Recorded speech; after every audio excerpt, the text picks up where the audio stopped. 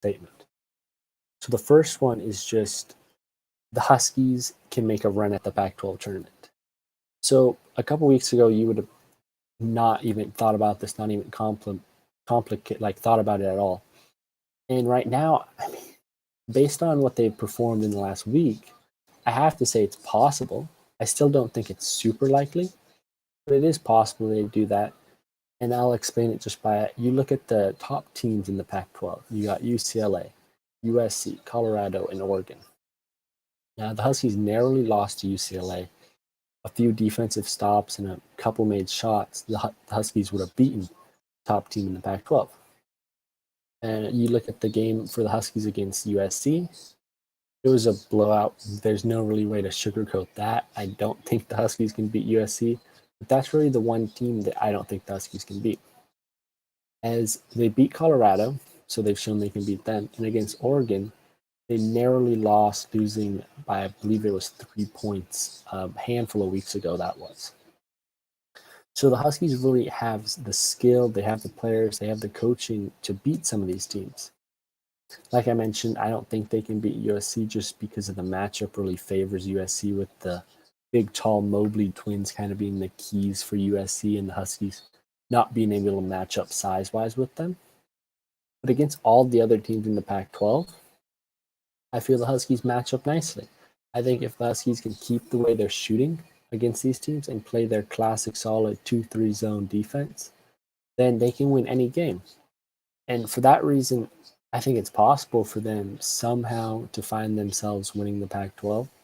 I'm by no means saying it's plausible, but based off of the last few games, maybe the last 2 weeks, I'd say there's a chance, and there's probably a better chance than a lot of people are thinking when they just look at their record and they think back to how they started the year and how they had been performing up until the last few weeks. So that one's possible. I'm not saying it's likely. Now, the next statement is just Huskies should fire Mike Hopkins. Now, I touched on this a couple episodes ago, and at that time, I thought the Huskies should fire Hopkins and just move on. Since then, the Huskies are 2-2. Their 2 losses was one close one to UCLA and a blowout to USC. That hasn't changed my mind. I still have that same mindset as 2 weeks ago where I think the Huskies need to move on from him. I look at it similar to what I talked about last time. He wasn't able to win with the top-ranked freshman class, and he hasn't been able to recruit since then, as I don't think freshman players really want to play with Hopkins. But really, can you blame them? I mean, if I was a 5-star freshman looking at what school I want to go to, I'd kind of look at what that school has done in the past with freshman talent. And if you do that with UW, it's not a very good track record. Looking at what the Huskies did with DeJounte Murray, they didn't win many games. Looking at what they did with Markelle Fultz, they didn't win many games. And now with Mike Hopkins, it's the same old story. Coaching Isaiah Stewart, Jaden McDaniels, 2 top 8 players in their class, Huskies didn't win many games. Huskies have really never won with youth. So there's no real history of the Huskies taking a 5-star freshman and winning like other programs have been able to do. So why would a 5-star freshman really want to come here when a lot of these freshmen are thinking it's just going to be one and done for them? So they don't want to spend the years practicing with the Huskies and just working to get to that NCAA championship. They want to just come here for a year, be competitive, maybe win the Pac-12 or maybe win the NCAA tournament and then head to the NBA.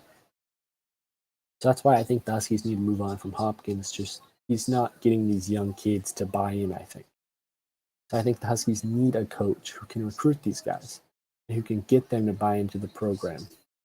Because Hopkins' last 2 recruiting classes, looking at the class of 2020, he had 0 recruits originally. I believe he got kind of a late one who came in, last name Penn, I believe it is. Don't recall his first name. He's a guard. I think he's joined the team by now. But he was just like a 3-star, I believe. So not a real splash signing.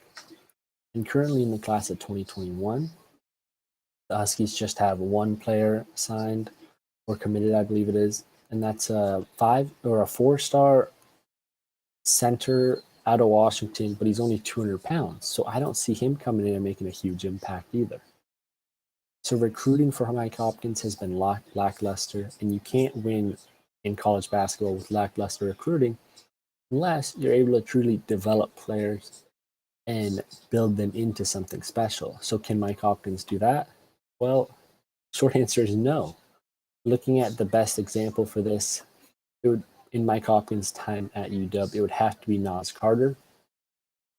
He came into UW in the class of 2017 as a 3-star prospect.